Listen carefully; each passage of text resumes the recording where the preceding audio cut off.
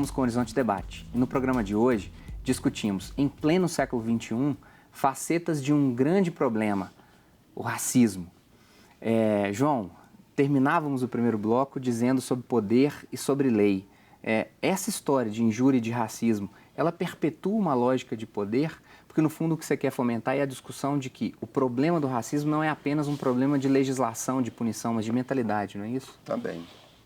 Porque como que a nossa sociedade, primeiro, se tem uma legislação, é sinal que nós temos o problema do racismo na nossa sociedade. Né? Então, a gente precisa entender isso. E as pessoas lançam mão do racismo exatamente para garantir o seu espaço de poder na nossa sociedade. Você continua aqui prestando serviços primários, com pouco rendimento, e eu continuo aqui na Universidade Federal, eu continuo com alguns privilégios. Porque a própria legislação estabelece, não é racismo, isso está dado lá, enquanto não afeta o seu direito de ir e vir, né? Isto não encontrando no Brasil até então, que isso é a configuração do racismo brasileiro, né? Nenhuma placa em um restaurante está dita que aqui não entra negro, como nós tivemos em outras sociedades, como nos Estados Unidos, pela segregação, na África do Sul, do apartheid, né? Mas você sabe, quer dizer, qual que é o lugar social da maioria da população negra? É a periferia, é a favela, é o trabalho desqualificado, é lá dentro do shopping, não é isso? Já que nós somos próximos aí, né, das grandes festas, né? Onde é que estão a população negra? Estão nas lojas ou estão lá na limpeza? Quer dizer, isso tudo reflete o quê? Como que o racismo ele configura as relações. E quando há discriminação, é isso? Porque isso não compreende a questão do próprio subjetivo dos indivíduos. Agora, João, a relação subjetiva do indivíduo. Gilberto. E o que isso afeta nas relações entre as pessoas. Tem que dar conta disso. As políticas, por exemplo, né? Políticas de cota, por exemplo, ela basta? Etienne, você concorda com a política de cota? Eu concordo com a política de cota, até porque não dá para tratar de forma igual quem historicamente foi tratado desigual. Sim. Mas, infelizmente, mesmo com a política de cotas, há um certo problema. Eu não posso negar que avançou, né? Que hoje, por exemplo, se eu pegar um ônibus voltando para minha casa, que é um bairro da periferia, eu vou encontrar com outros negros, com outras pessoas da minha condição social também, dentro do ônibus, voltando da faculdade. Algo que meus pais não tiveram a oportunidade de vivenciar. São os primeiros universitários que tem no meu bairro, eu posso dizer assim. Mas, infelizmente, nós entramos em um outro problema. Porque, a partir do momento que a gente se qualifica, a gente vence algo que é dito, muitas das vezes, que a discriminação não é racial, é social, que é um mito. Aí você vai para o mercado de trabalho. E não é raro a gente encontrar pessoas negras formadas, mulheres negras principalmente, você encontra ela formada e ela tendo que voltar a trabalhar como babá, ela tendo que voltar a trabalhar com qualquer outro tipo de serviço, igual auxiliar de serviços gerais, algo que não exige uma formação, porque o mercado de trabalho não se abre para essas pessoas. Não se abre para a pessoa negra de uma forma igualitária. E como provar isso? E quando eu vou chegar, por exemplo, eu vou chegar numa entrevista de emprego, nunca que o empregado vai virar para mim e vai falar para mim, que foi bem o que o Gilberto disse, né? João, desculpa. Que o que você tem aqui é a vaga do caixa de supermercado. Não vai falar para mim assim, Etienne, você não pode ocupar essa vaga de emprego porque você é negra.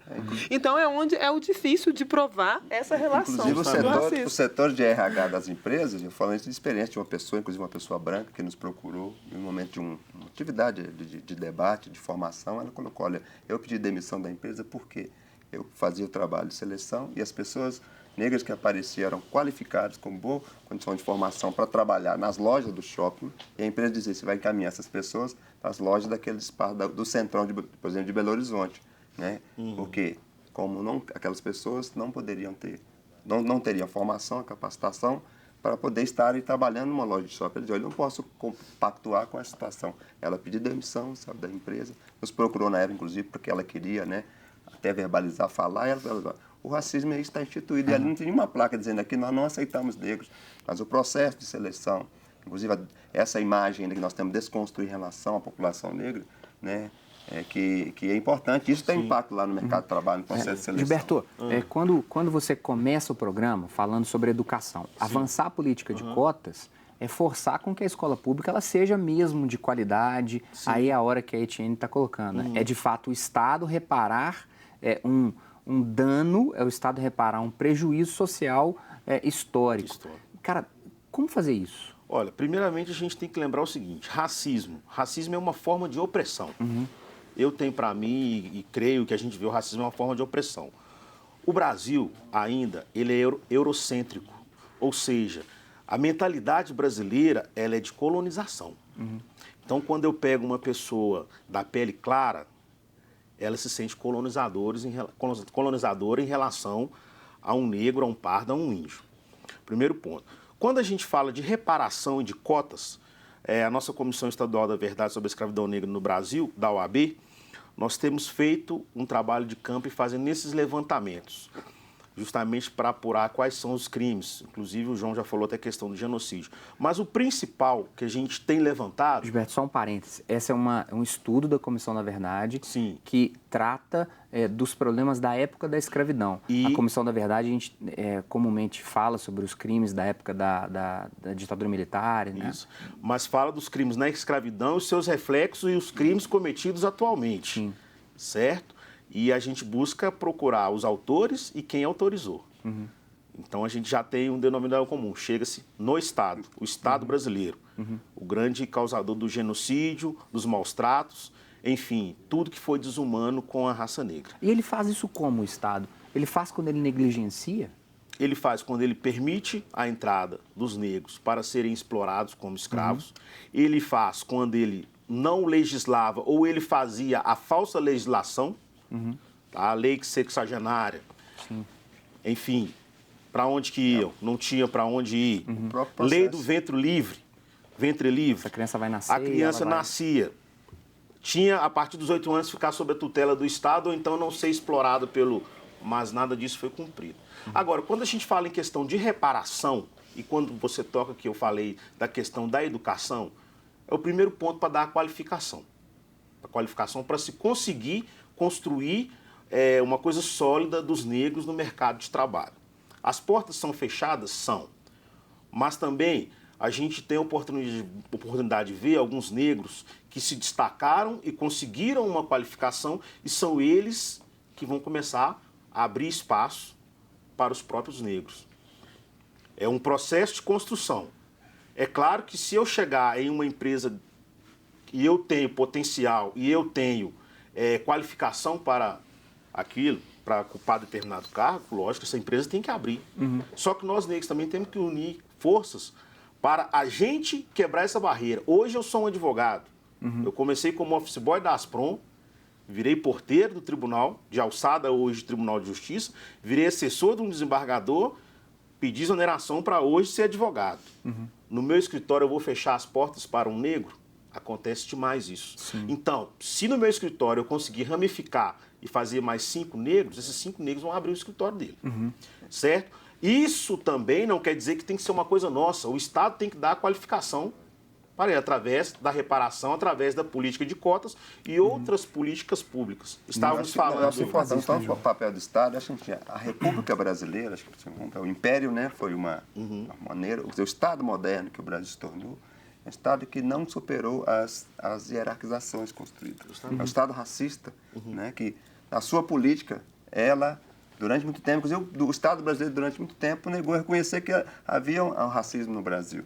E o racismo brasileiro afetava e afeta a população negra.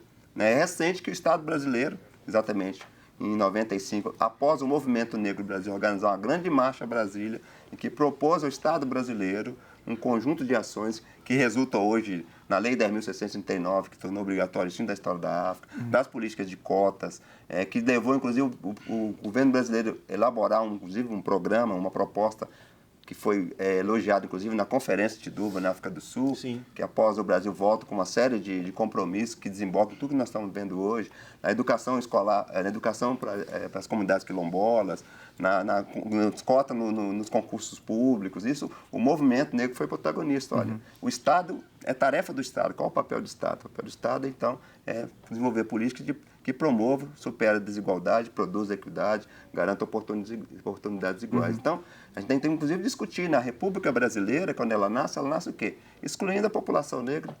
E a República foi o quê? Um ano após a abolição legal do trabalho escravo, não é isso? Agora, e hoje as políticas de ação afirmativa que que não são somente cotas, né?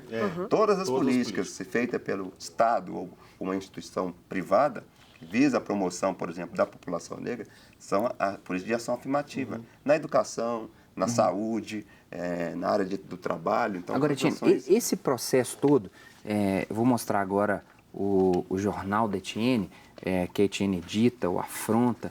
Esse movimento de organização, ele também é um movimento difícil? Mobilizar, eu estou agora pensando em um político negro, Paulo Paim do PT, por exemplo. É um movimento difícil esse movimento de organização, de ter representantes nas câmaras legislativas e tudo mais? É difícil fazer isso? É muito complicado, porque é justamente a questão da relação do poder, né? A Câmara de Vereadores hoje, em Belo Horizonte, é nítido que é um território branco. Sim. Né? Mesmo a maior parte da população de Belo Horizonte sendo negra, os nossos representantes são brancos. Assim como, da mesma forma que a pobreza no nosso país tem cor. E a pobreza é negra. A riqueza da nossa cidade, se a gente for olhar, tem cor e é branca. Todos os bairros que você vai, você vê a negrada subindo todos os dias para poder trabalhar lá no alto do Belvedere.